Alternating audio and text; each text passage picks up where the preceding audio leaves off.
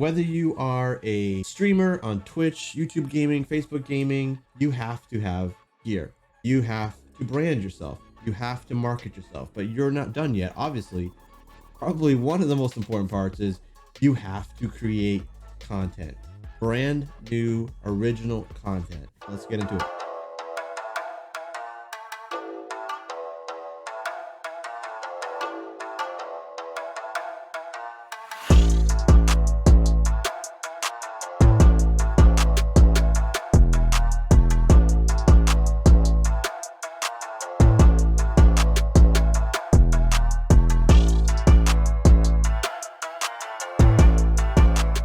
Every Monday, Wednesday, Friday at 9 p.m. on Twitch TV under the name Morph Games. That's MRRPH Games.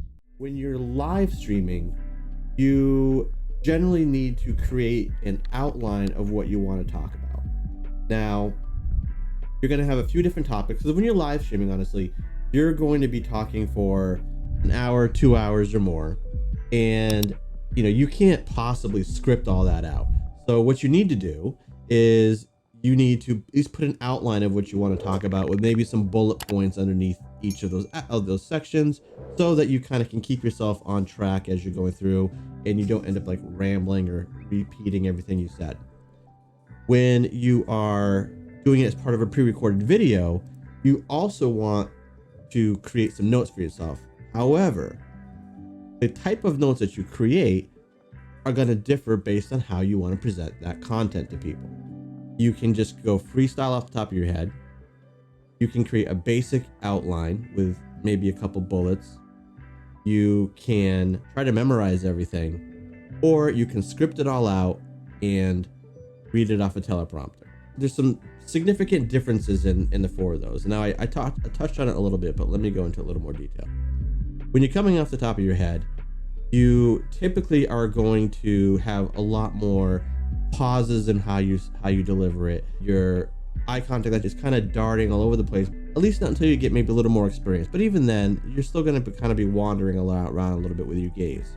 But this kind of style is, I feel, potentially the most engaging, because it's just natural. It just flows natural. It doesn't sound robotic at all, and you're able to respond a lot better. For instance, if I had people asking me questions right now, what I could do is, during a freestyle kind of off the top of the head delivery, I could respond to a question in real time much easier than if I had it fully scripted.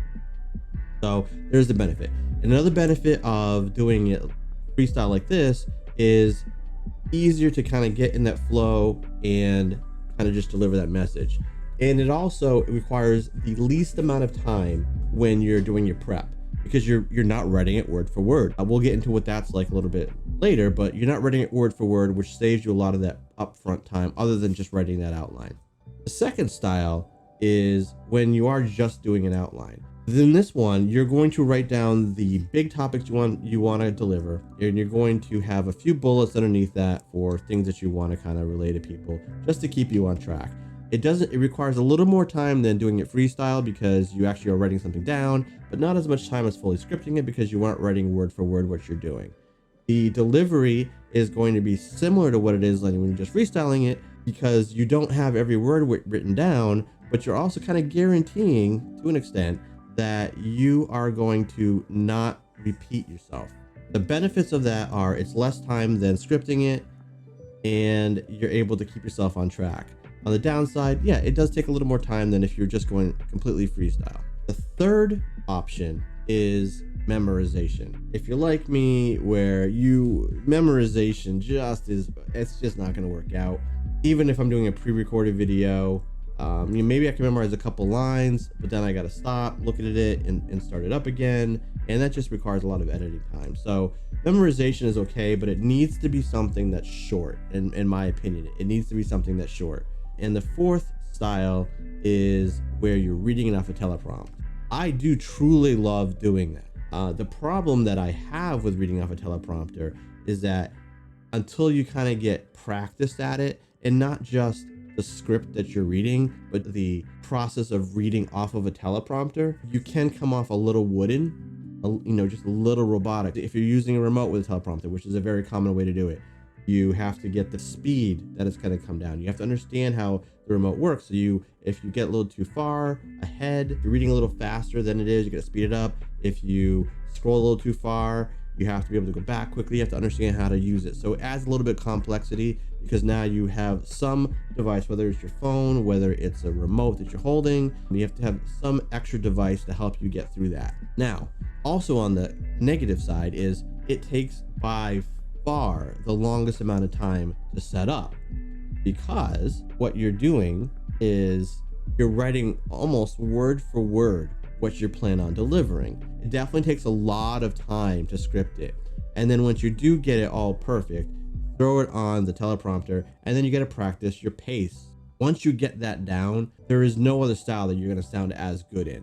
They're just hands down, reading it off a teleprompter, there's no other style that you will sound as good in, specifically around getting your message across and making perfect eye contact. You're making perfect eye contact because you're reading it off a teleprompter that is right in front of your camera.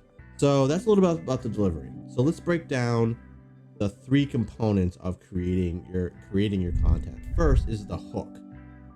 The hook is important whether you're doing live creation or you're doing video, pre-recorded video, but it is definitely more important when you're doing the pre-recorded video, because you're going to be able to catch their attention as long as you can deliver the message of what they're going to see within 15 to 30 seconds max.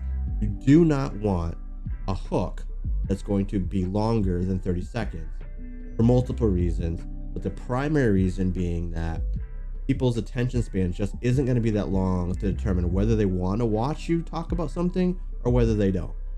And another good reason to keep it 15 seconds or less on your hook is because if you watched my marketing video last time, you know that I advocate when you upload a video to YouTube, throwing a few bucks behind it in like an advertising program like Google Ads or Sprizzy.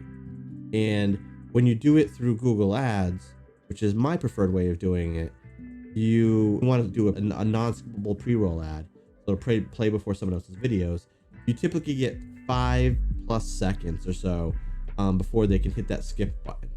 So you have to try to hook them in that 5 to 15 seconds. Try to do something in 5 seconds that's really going to get their attention, but don't make it any more than 15 seconds. You're going to lose them. You have such a short window to try to get somebody's attention. When you're doing a live stream like this, the concept of a hook is a little foreign, mainly because, you go live and there might just be a few people who are there when you first go on, and then the numbers start picking up as you're going along the stream, because a lot of people just aren't really going to get onto your channel as soon as you go live. So, the concept of a hook is a little rough. Where you could actually use the hook though, right? Because if you know you're going to upload this to another platform, is you're going to write your hook maybe beforehand and then use that hook, maybe like make a real short video and post that on Instagram, Facebook, Twitter, whatever, with just that hook, and kind of get them people interested in what you're going to talk about. Maybe that they're going to come. All right, so that's the hook. So, and then the bulk of what you're doing is that actual content. And again, we talked about it being outlined. Your content, you need to make it like you would make a story with a beginning, a middle, and an end. Beginning, a middle, and an end. Make sure it's organized. When I do a live, as much as I have my notes on what I want to talk about in the order that I want to talk about it in, inevitably, I'm going to end up repeating myself because, it's not all written down word for word. I'm like, wait, did I just say that? Or I'm going to go into detail about something, and then I'm going to get on a tangent that wraps me back around to something I talked about 20 minutes ago. And that just means I have to go and do more editing and cut that out, or chop up what I said and make it kind of fit together in a more linear timeline. So you want to be cognizant of that fact too. So that's your content. Now, the last part is your call to action. So that is where you're telling the viewer, and this is whether it's live or pre-recorded, you're going to say, hey, if you like what you watch, please like and subscribe, or check out this other video. Now, Your call to action is usually something that people will say goes at the end. But if you are recording a video and you reference something that maybe you talked about in another video, you can reference it by having a card pop up like on the upper left-hand side of the screen, saying to the video. That's another kind of call to action. Three components to your content creation script: book, your content, and your call to action. If you enjoyed the show, have questions or topics you'd like covered in future episodes, let us know in the comments or send us a message.